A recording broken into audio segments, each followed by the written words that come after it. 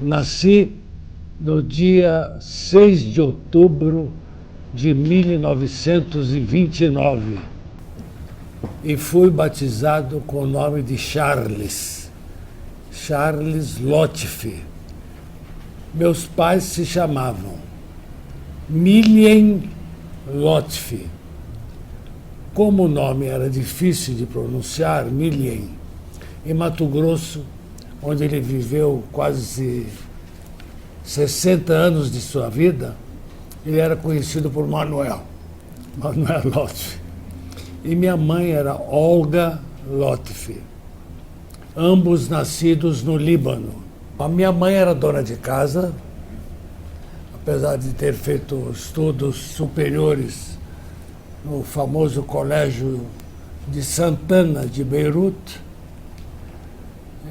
O meu pai era um comércio. Primeiro, ele começou a vida com os tios dele em embarcações fluvial. Quando eu nasci, meu pai tinha uma empresa de embarcações fluvial que fazia o transporte entre Corumbá e Cuiabá, aliás, Porto Esperança, Corumbá e Cuiabá, transportando passageiros e cargas. E ele ficou até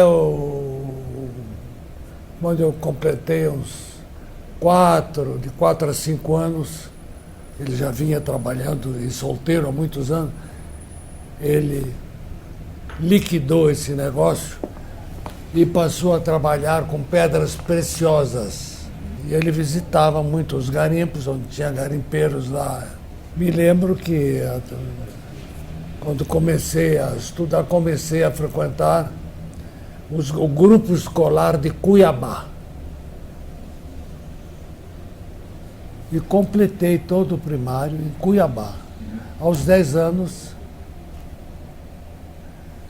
fomos para passear no Líbano, passar 3 meses.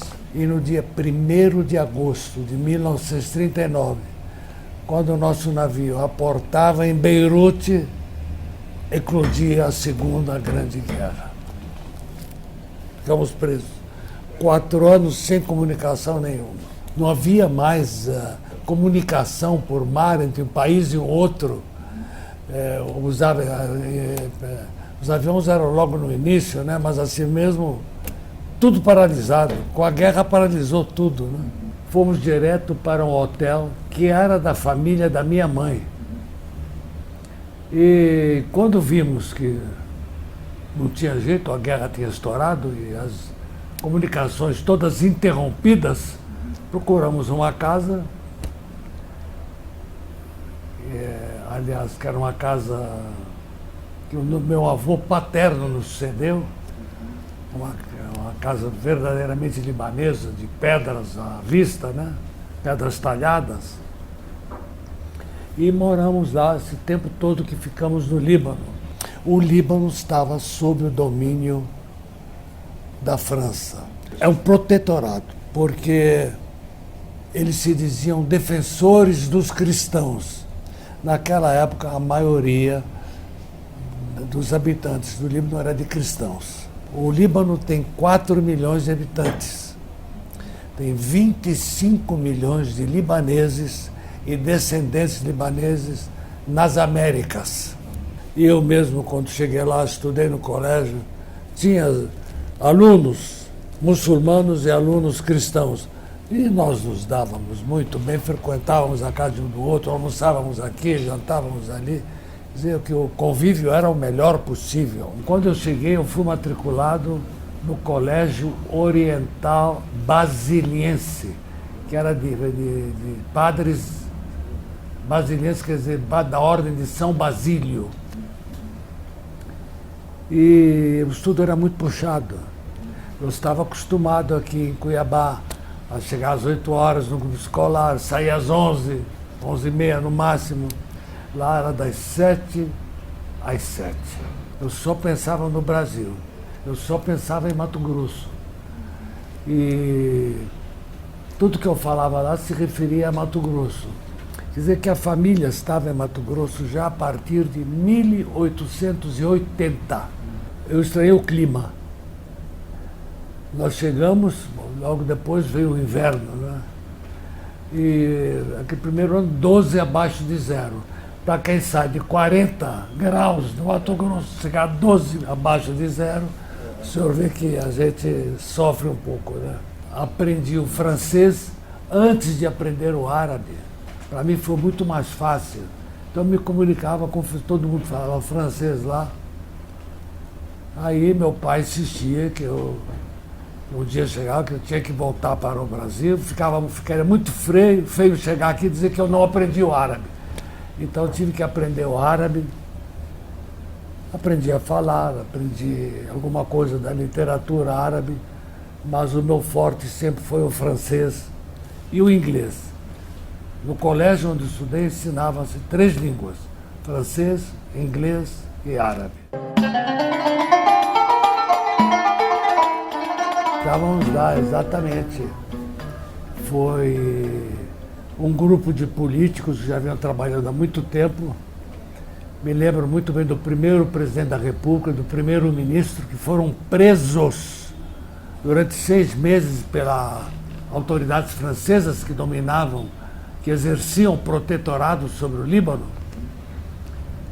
Mas logo depois houve a intervenção de vários países, principalmente da Inglaterra, né? E da ONU. E a coisa foi... Então eles relaxaram e o presidente da República assumiu. Não houve muito derramamento de sangue. Não houve muito derramamento de sangue. Na Síria, na vizinha Síria, houve muito derramamento de sangue. No Líbano, não. Talvez pelo fato de termos o maior diálogo com os franceses, né? Havia muitos franceses casados com libanesas, libaneses casados com francesas, dizer que a ligação era muito forte. E era tão forte, meu caro, que eu me lembro que em casa só falava francês. No colégio só falavam francês, né? Turismo, turismo, turismo. É o país mais bem preparado do Oriente Médio para o turismo. Posso dizer que existem alguns hotéis lá classificados como os melhores do mundo.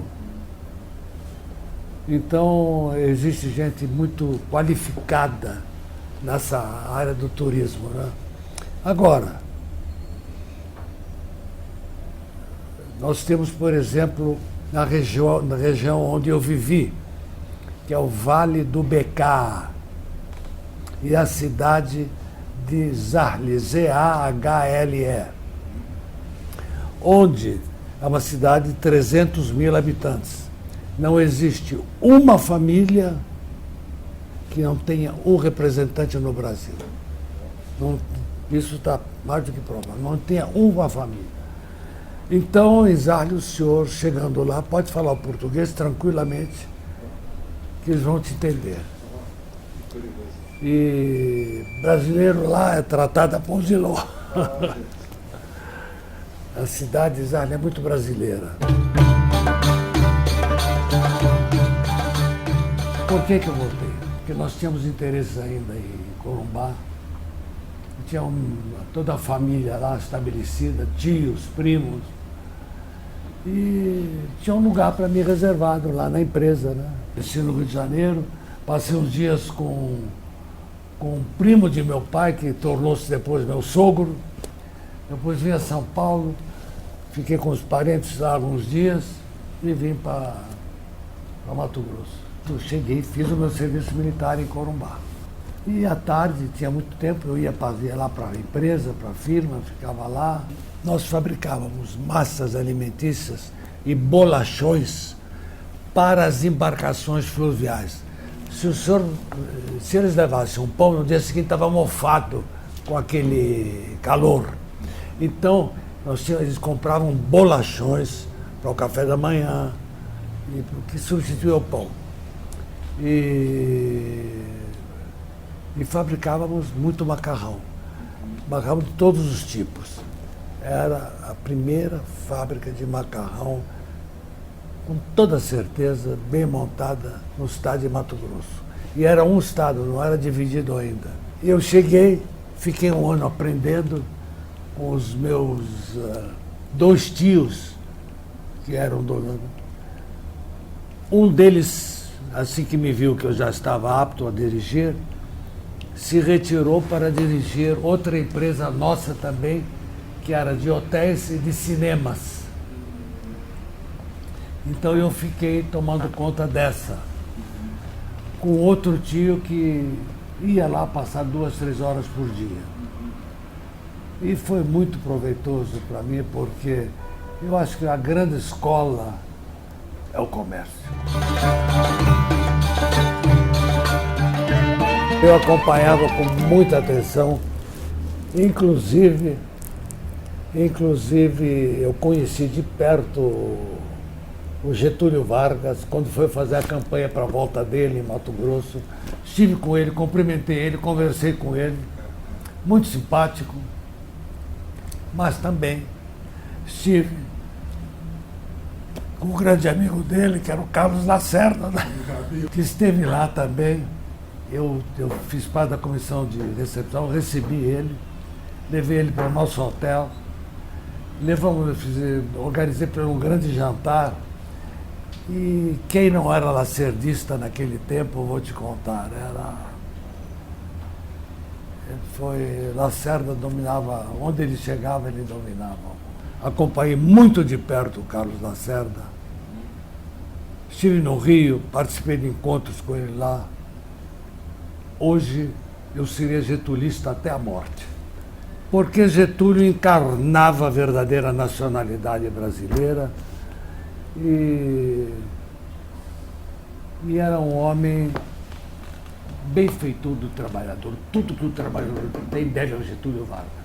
Todas essas leis que nós temos, nós devemos ao Getúlio Vargas. Foi muito injustiçado naquele tempo, né? Graças à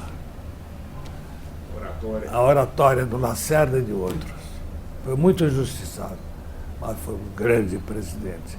Assim como foi um grande presidente, Juscelino Kubitschek.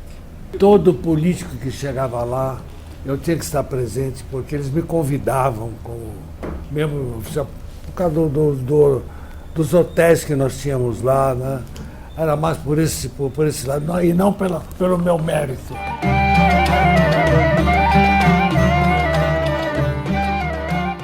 Eu viajava muito a Cuiabá. Meus pais tinham se mudado para Cuiabá.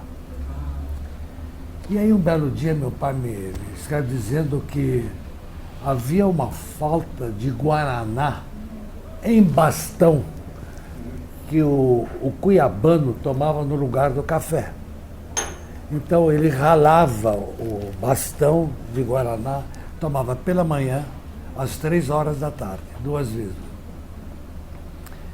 Ele é tão forte quanto o café. E eu acredito que é por causa do calor que eles davam para o guaraná, que era tomado gelado, geladíssimo, e o café era quente. Então a preferência era o guaraná. Meu pai me disse: está faltando guaraná. Eu, pode deixar. Vou pegar um avião, vou para Manaus. Eu tinha uns amigos em Manaus, no governo. Fui lá e falei: eu quero guaraná. Está difícil, mas eu vou arrumar. Arrumei uma grande quantidade de guaraná e despachei por avião para Cuiabá. Então eu trouxe muito guaraná e trabalhei muito com guaraná e fiz 2, 3 viagens a Manaus. Na volta eu pernoitava no Rio de Janeiro. Você tinha que pernoitar 1, 2 noites. E ali eu cheguei e fui visitar um primo do meu pai. Me recomendou: vai visitar o meu primo, que eu chamava de tio Miguel. E ele tinha 2 filhas. A filha mais velha ia passear. Você não quer passear conosco lá na praia? Vamos passear não. Então foram as 2 irmãs, eu com ela. E eu passei a todo ano ir ao Rio de Janeiro visitar o meu tio. Eu ia a São Paulo a negócios e davam para o Rio para ver as minhas primas. E a mais velha se tornou a minha mulher, a minha esposa. Eu me casei em 58. A mudança para o Rio de Janeiro foi que o meu sogro me disse: eu vivi 40 anos em Mato Grosso. É verdade, eu fiz minha fortuna em Mato Grosso, estou aqui no Rio de Janeiro. Mas eu não gostaria que a minha filha fosse para Corumbá. Eu falei, eu vou trabalhar aqui no Rio. Aí eu fui ao Rio e montei uma empresa também de atacado de secos e molhados. Trabalhei uns anos lá. Eu só tenho saudades e só tenho coisas boas a dizer do Rio, que era reconhecidamente, como até hoje é, uma das cidades mais lindas do mundo, ou talvez a cidade mais linda do mundo. Vivia-se muito bem.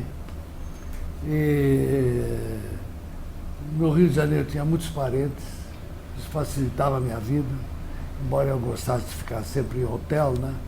Eu me lembro que eu gostava do Hotel Luxor, ficava no Hotel Luxor lá.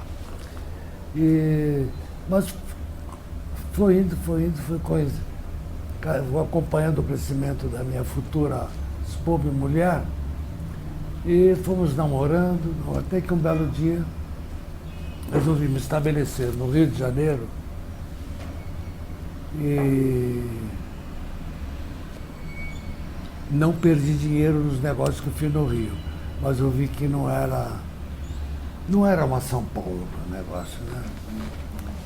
Eu logo me transferi para São Paulo com a mulher e a filha que já tinha nascido no Rio. Montei uma indústria de malhas com um tio meu lá. E eu fazia parte de um grupo que saía nas ruas combatendo o Goulart e o Brizola, né? Depois, com o tempo, a gente fica... Pelo Brizola eu não tenho admiração nenhuma, nem estima nenhuma. Mas o Goulart era um homem de bem, simples, e ele merecia um fim melhor, né? O Goulart era um homem... Todos os políticos com quem eu tive contato no Rio, São Paulo, aqui, todos até que eram um homem honesto, um homem de bem. Goulart, mas o Brizola, para mim, pertencia a uma outra escola. Eu era sempre convidado para fazer palestras no Monte Líbano de São Paulo e no Zarlé Clube de São Paulo. Então, eles queriam que eu falasse sobre a situação do Líbano, e não no Brasil, no Líbano. E eu, embora acompanhasse muito a política brasileira e era apaixonado por tudo que acontecia aqui, eu tinha que dar atenção à política no Líbano. E a nossa guerra era inicialmente contra a Síria, que vivia querendo pôr a mão no Líbano. Então organizamos um grupo que não chegou a ser partido político, mas um grupo cultural que fazia conferências. Eu mesmo visitei o Brasil de norte a sul, de leste a oeste. Fiquei um ano viajando, fazendo palestras sobre o Líbano e a importância da soberania do Líbano, né? E denunciava o que os sírios vinham fazendo ali. Passei a receber ameaças. Muitos amigos, cuidado, Charles, qualquer hora você vai levar um tiro, você está se expondo muito. Não brinque com os sírios. A maioria da população síria é muçulmana. Tem uma comunidade ali cristã de 1 milhão de pessoas e tem uma comunidade que não é muçulmana e não é cristã, é alauíta. Criaram um exército sírio e criaram um exército só de alauítas. A grande maioria é muçulmana que se cuida. Os alauítas têm 1 milhão de soldados. A Síria sempre achou, sempre defendeu a tese, isso é ensinado nos colégios, que o Líbano é um Estado fictício, que ele foi criado pela França e que ele é parte integrante do território sírio e da nação síria. Não é bem assim. Para quem estuda bem a história. Eu cheguei, isso me abalou muito, mas aí eu fui fundo na história, desde o tempo dos fenícios. É um povo diferente, de raça diferente e de cultura diferente. Então, o Líbano... Hoje o Líbano tem muitos muçulmanos. O muçulmano pouco emigrou. E nós, os cristãos lá, quando casamos, temos um filho, 2 filhos. No máximo 3 filhos. 3 filhos é... O muçulmano casa e pode se casar com mais de uma mulher. Geralmente ele casa com 2 ou 3, pode se casar até com 7. E de cada mulher ele tem 7, 8, 9, 10. Então, logo a maioria prolifera. Houve um trabalho no Estado de Israel, junto à comunidade cristã, e que eles estavam ali também para defender os interesses dos cristãos contra os sírios, que eles jamais permitiriam que... Mas aí a gente viu que aquilo tudo era...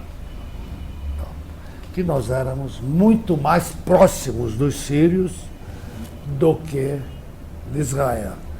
Nada nos unia a Israel, né? Nada. E Israel ocupou o sul do Líbano, deu muito trabalho a sair de lá, houve muita morte. E isso que eu lamento, meu Deus do céu, o Líbano é um país pequenininho, tudo que ele tem são montanhas de neve, um clima maravilhoso, um país que produz frutas para o Oriente todo, e colégios e universidades. Se você pedir para definir, eu digo, o Líbano são colégios e universidades. E muitos sírios, muitos estudantes do Iraque, do Egito, da Palestina, vão estudar no Líbano. Iam, hoje não sei, mas no meu tempo iam. O Estado de Israel não foi bem recebido pelos libaneses, definitivamente não. Sempre defendíamos que a Palestina era dos palestinos. Cadê os palestinos?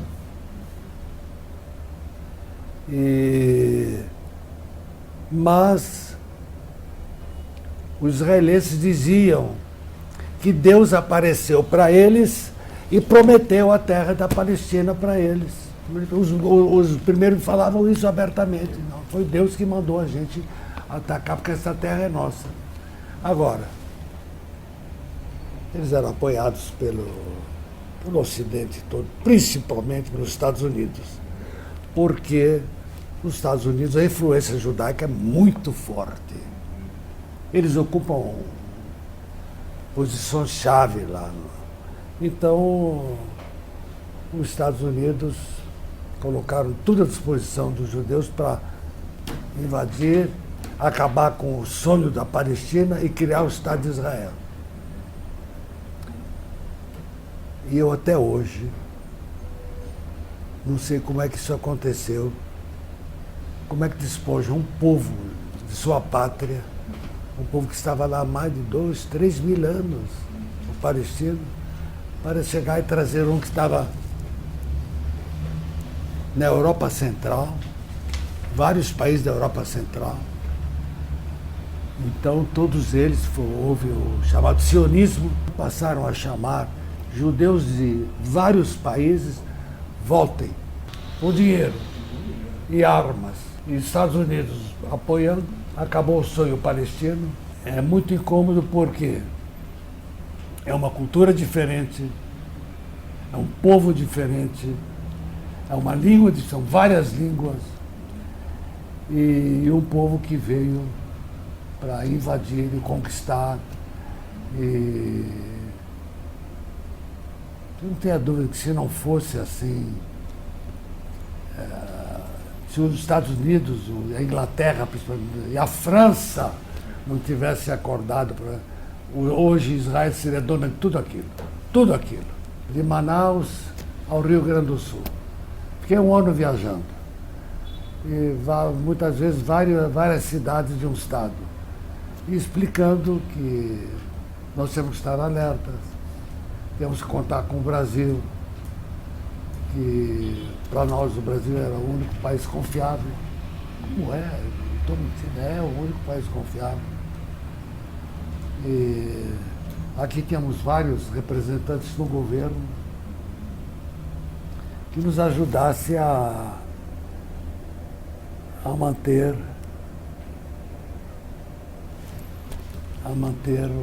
o Líbano independente. Apesar de que um brasileiro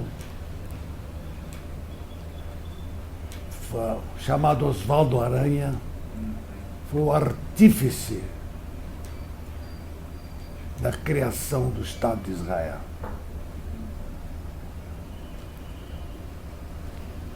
Corre muita botaria por aí, não quero nem entrar nesse mérito. Existem clubes libaneses em todo o Brasil, de Manaus até o Rio Grande do Sul. Várias cidades com clube. E eu ia em cada um deles explicar, reunia a colônia libanesa e explicava o que estava acontecendo. E pedia a eles que me ajudassem, pois quando não tinha resposta, que me ajudassem a encontrar uma resposta para tal ou tal coisa. Por que isso estava acontecendo? Por que Israel insistia? Ela dizia que não, mas tudo indicava que ela queria abocanhar o Líbano. Exatamente.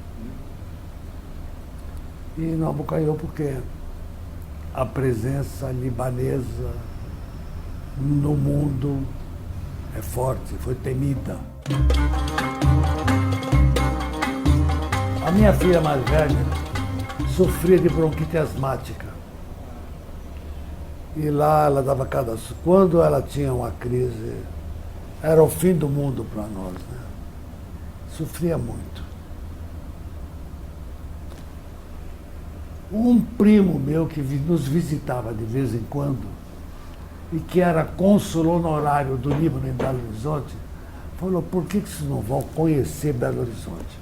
Perguntam o seu médico sobre o clima em Belo Horizonte. E nós perguntamos ao nosso médico lá. Falou, olha, é um dos melhores climas do mundo, é o de Belo Horizonte. Então, experimenta. A primeira coisa que nós fizemos foi trazer a minha filha Olga, a mais velha, aqui. Ela chegou aqui e não tomou mais remédio. Não precisou tomar remédio, acabou. Mas acabou mesmo, definitivamente, nunca mais. Então, é daqui que eu vou morar. Eu já tinha um probleminha lá, pessoal. Na minha indústria de malhas, eu estava muito incomodado com a interferência da mulher do meu sócio. Ela interferia em tudo. Falei, não aguento, eu vou ter um troço aqui, eu tenho que... Vendi para ele e saí, vim para cá. 3 meses depois ele fechou o negócio. Eu conheci em São Paulo, na casa de um amigo, um oficial da PM. Se você for a Belo Horizonte, lá, você conta com a gente. Você pode... Por que você não monta? Nós compramos muita coisa lá no Corpo de Bombeiro. Você vai lá e se inscreve, põe uma firma especializada em fornecimento ao Corpo de Bombeiro. Uai, perfeitamente. Carros. Eu forneci caminhões, carros, eu forneci extintores e eu me especializei em artigos de bombeiro. O coronel José Ortiga, foi com ele que eu comecei lá. Quer dizer, que quando eu comecei a fornecer, ele era o comandante-geral.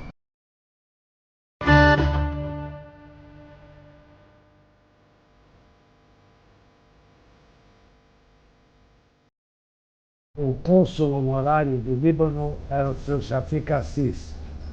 E a mãe dele era prima da minha mãe. Nós nos demos bem e ele me apresentou a várias autoridades, me apresentou a vários oficiais da Polícia Militar. Foi importante para a parceria, como foi importante para o próprio Líbano, que ele fez grandes coisas. E era um homem voltado para o bem. Já existia o consulado, e isso me criava problemas com o consulado. Eu abria as portas da fundação e orientava os jovens que me procuravam. Nunca chamei jovem nenhum para dizer, faça isso. Eles me procuravam. E eu dizia, tem um consulado, você procura, mas eu acho que eles insistiam querendo dar uma solução, mas deve fazer isso, aquilo. Temos que continuar respeitados e como gente bem-vinda.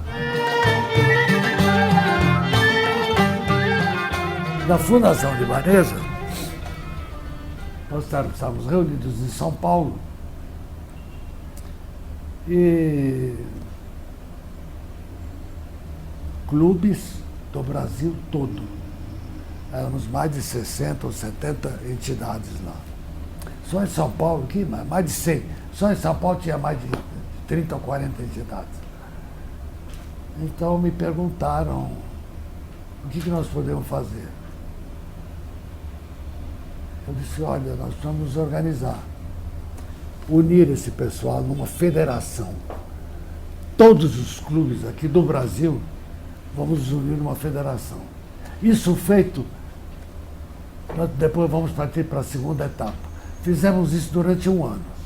Eu corri esse Brasil todo, juntamos eles em São Paulo e fizemos a Federação das Entidades Líbano-Brasileiras. Nós criamos, em primeiro lugar, uma federação em cada estado. Essas minhas viagens de norte a sul, de leste a oeste, era para criar federações locais. Federação do Rio Grande do Sul, Federação do Mato Grosso, Federação... Aí fizemos um congresso para criar a confederação. Para unir e nessa confederação nós estávamos em contato quase que diário por e-mail. Diário, queria saber tudo que estava acontecendo, né? Porque eu fui eleito presidente da confederação e me interessava saber tudo o que acontecia. E orientava aqui, orientava ali. E elas estão vivas até hoje. Era manter viva a cultura libanesa, era prestar o Brasil como um país forte, era influenciar o governo brasileiro a defender o Líbano contra a Síria e contra a interferência, não vou falar Síria, contra a interferência de outros países, inclusive Israel. Nós conseguimos que muitas entidades aderissem, fizessem a confederação, e quando a federação estava pronta, está na hora agora de agir internacionalmente.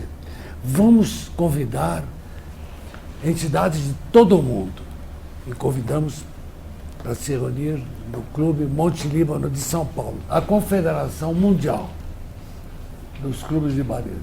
Nós convidamos para, primeiro, os da América Latina, depois do mundo todo. E, como eu tinha convidado, eles me elegeram presidente da Confederação Mundial.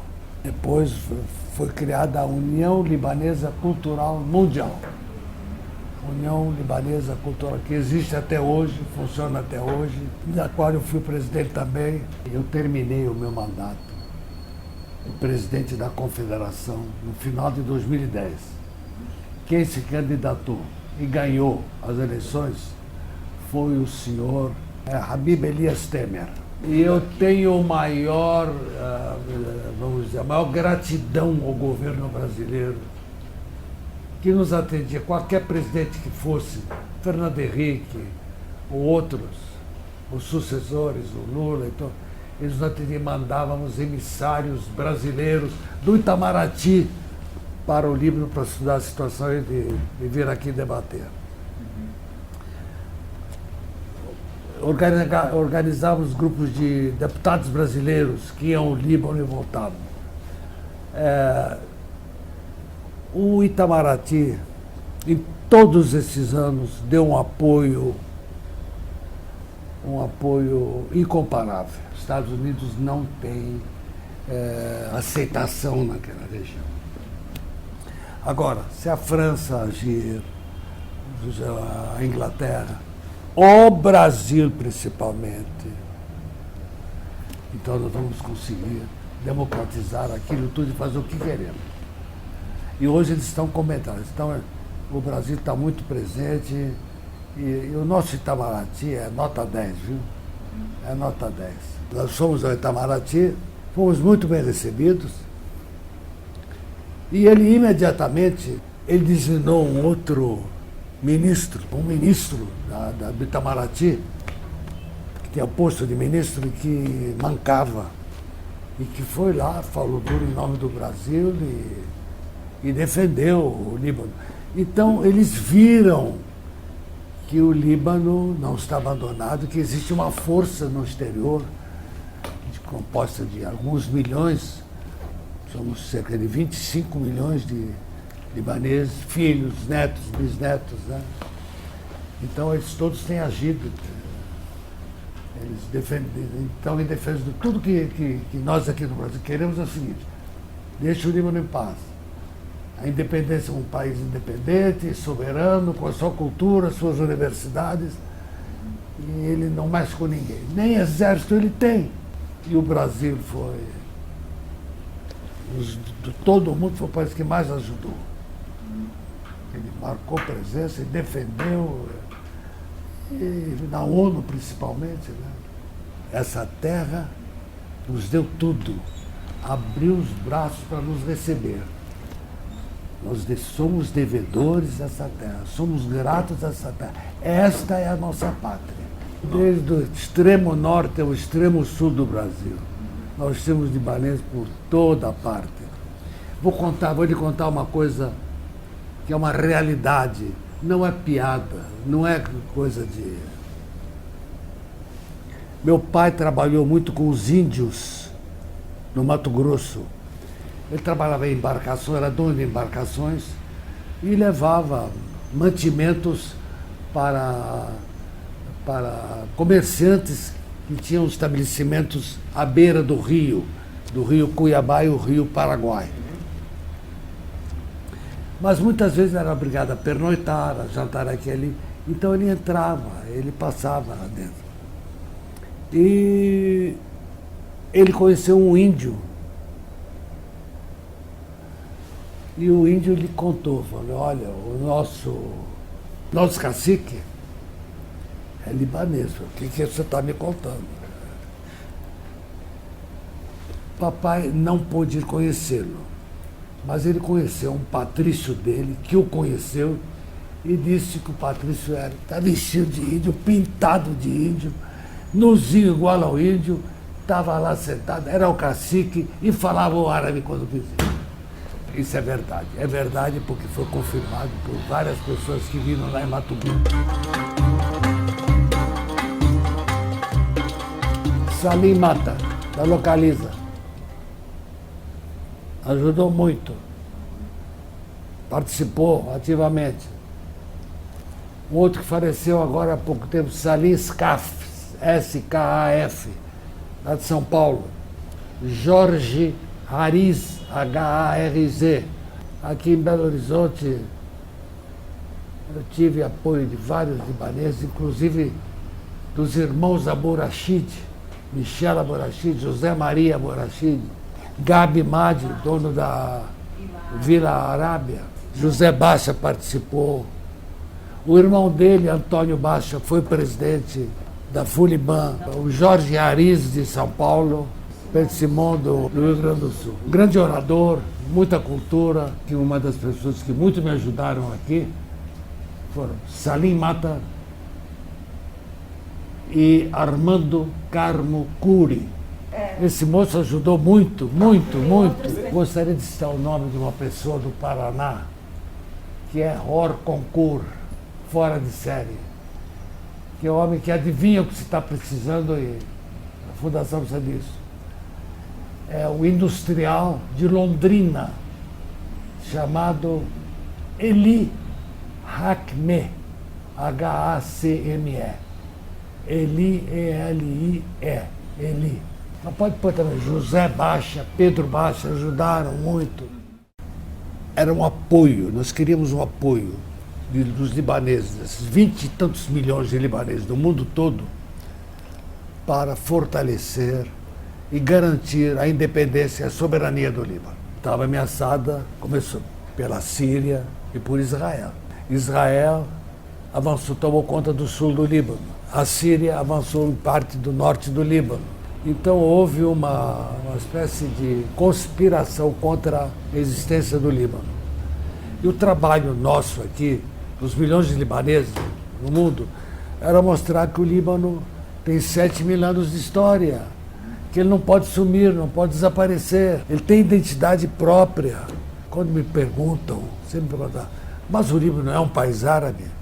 Eu respondi, o Líbano é um país de língua árabe e é um país que participa da organização dos Estados Árabes. Somos membros da organização. Muita gente combate, principalmente os maronitas, combatiam isso. Nós não somos árabes, não temos que participar disso. Temos. É para o nosso bem. É para o nosso bem dizer que nós participamos do mundo árabe. Nós não somos do mundo ocidental, nós estamos ali plantados no mundo árabe. E muitas vezes eu citava uma frase dizendo assim, gente, se nós insistirmos nisso, você vai ver que nós somos a coroa desse corpo. E se nós formos para o Ocidente, nós vamos ser o rabo do Ocidente. Vamos ficar por aqui que nós somos a coroa, a cabeça. O país se dividiu com a entrada de Israel no Líbano. Né? Nós conhecemos Israel, são capazes de tudo. Porque Israel acha que um soldado, um cidadão de Israel, vale por 100 milhões de outras nacionalidades. Somos uma raça superior.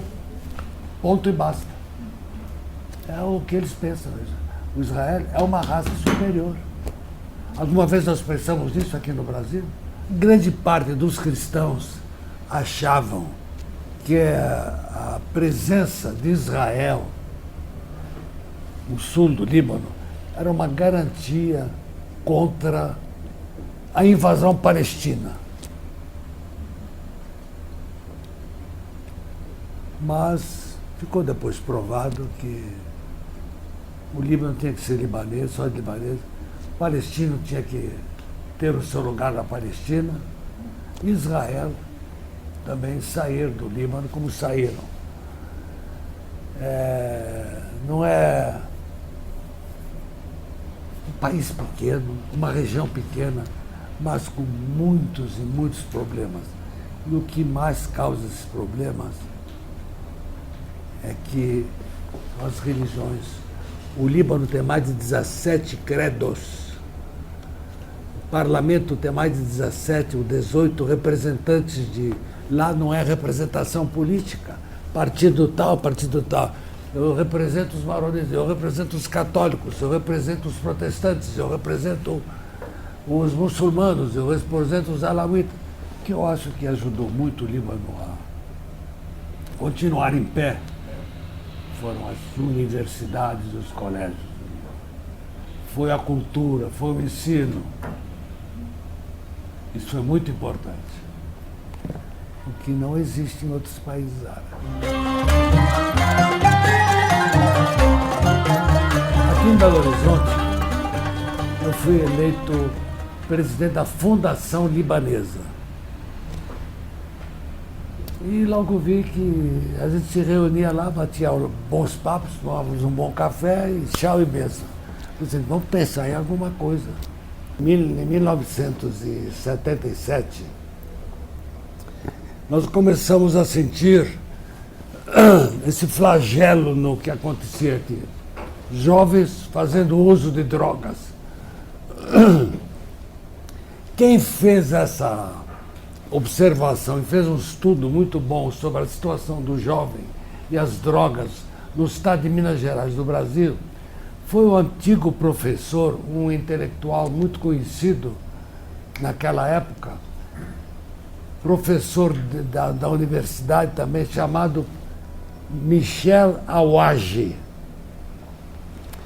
E perguntando ao Michel Aouage sobre o que nós poderíamos fazer, falou, Salles, por que nós não atacamos o combate às drogas? Por que nós não orientamos? Falei, quem seria o... Chama o professor Murat.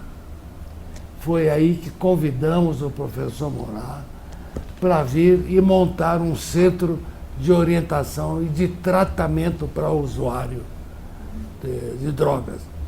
Então eu me sinto hoje realizado, principalmente quando alguns, como eu lhe contei antes, chegavam para mim e me agradeciam pelo que eu tinha feito por eles. Que eu não, que a Fundação tinha feito por eles, né?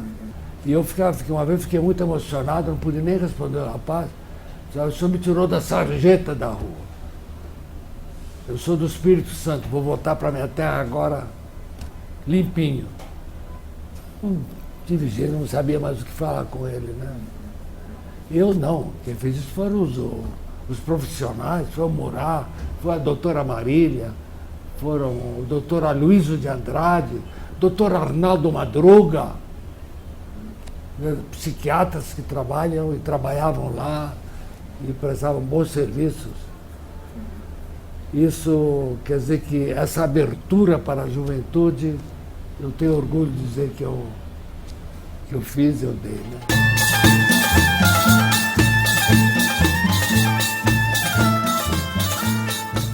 Eu tinha um amigo chamado Alim Elias, falou, você precisa conhecer a ação comercial. Iniciei com um escritório aqui no edifício Mesbla. Era o escritório de fornecimento de material de segurança ao Corpo de Bombeiros e à Polícia Militar. O Corpo de Bombeiros de todo o estado de Minas. Uai, vamos lá ver o que é isso. Eu cheguei aqui, a primeira vez fui lá como visitante. Comecei a ouvir o debate que acontecia aqui. O presidente era José Romualdo Cansado Bahia. Falei, gente, eu estou me apaixonando por isso. Eu vim aqui, era toda quinta-feira, encontro de empresário, na reunião da diretoria plena. Tem a diretoria executiva que se reúne aqui, e a diretoria plena que se reúne no auditório.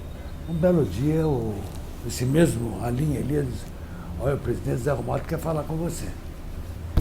Algum problema? Não, ele quer falar com você, perfeitamente. Eu vou lá. Chega aqui, me recebeu muito bem e tal. Eu queria te convidar para ser diretor. É muita honra para mim. Nós fizemos a sua ficha aqui e tal, você se enquadra bem. Foi em 69. Logo depois eu entrei com um projeto. Eu falei, olha, isso é muito importante, mas nós temos que ter um componente muito importante da ação comercial, dar mais destaque à cultura. Por isso eu sugiro a criação de uma fundação. Fundação Semina. Mas como? Vamos fazer uma fundação de projetos culturais. Pode fazer. E aqui criamos a Fundação Semina. Eu presidi durante 4 anos, né? Eu tenho 2 movimentos que eu me orgulho muito. Sim, eu me esqueci disso. Um é a mobilização mineira pela ética. Fizemos um ciclo de conferências, vários ciclos de conferências para o debate e a busca de soluções para a crise ética que se instaurava no país, notadamente na política. Nós realizamos em parceria com o Instituto de Advogados de Minas Gerais, José Anchieta da Silva foi nosso parceiro aqui. Fizemos um ciclo durante 3 ou 4 meses, vários conferencistas, entre eles Pedro Simon, Jefferson Pérez e o ex-presidente Itamar Franco. Presidiram meses e falamos muito sobre como combater a corrupção. 2007, para você ver, né?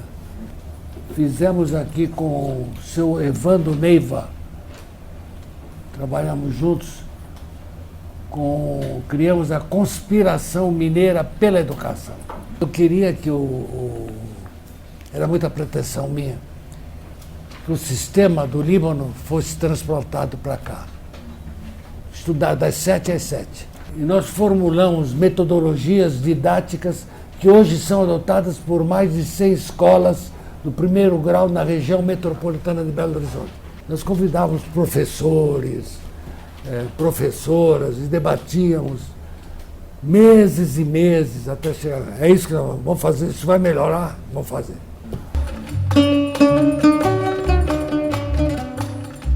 O melhor presidente, do meu modo de ver, para os criadores de riqueza, me desculpe, eu classifico os empresários de criadores de riqueza, criadores de empregos, criadores disso, daquilo. Chama-se Fernando Henrique Cardoso. O mais importante foi a privatização. Isso foi o principal. Quer dizer que tirar da mão do governo e abrir e entregar para o empresário. Isso é coisa de empresário. O Lula é uma pessoa muito simpática. Eu já estive com ele várias vezes, conversei com ele. Ele conquista qualquer um. Conquista qualquer um. Muito simpático. Agora, a entourage dele era braba. A entourage braba. Ele se queixava muitas vezes, né?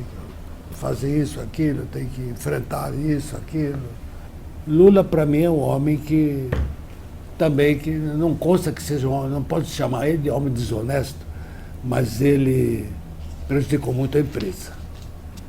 Prejudicou muito a empresa, o crescimento com essa voracidade tributária e que onerou, além do razoável, a iniciativa privada. Tudo que ele fez foi para tolher a iniciativa privada. Só me cita uma coisa que ele fez para possibilitar um maior crescimento.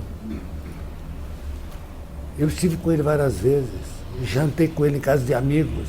É um cara simpático, é um cara bacana, é um cara que ninguém pode chamar de ladrão, foi honesto. Mas ele não tem nem a cultura, nem a capacidade, nem a visão de um Fernando Henrique Cardoso. Nós tivemos os empresários, uma mobilização vitoriosa contra a prorrogação do CPMF. E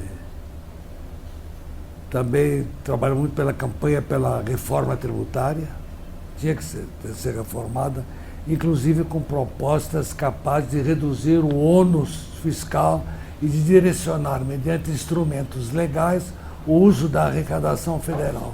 Nosso trabalho foi feito todo junto aos deputados mineiros na Câmara Federal, né? Tem que haver uma reforma fiscal para valer. Se nós quisermos crescer, quanto menos for o peso tributário, a carga tributária, maior é o progresso, maior a riqueza, maior o avanço do Brasil. O negócio é dar condições para a criação de novas empresas, para que o jovem se sinta atraído para construir novas empresas e o empresário continue. Eu, na minha juventude, não pensava assim, não. Eu era muito socialista, né? Achava que o socialismo ia resolver todos os problemas. Participei, inclusive, de uma reunião em Paris de socialistas. Era muito... Mas depois eu vi que aquilo era papo furado, que onde tinha socialismo, a economia caía, não havia avanço nenhum.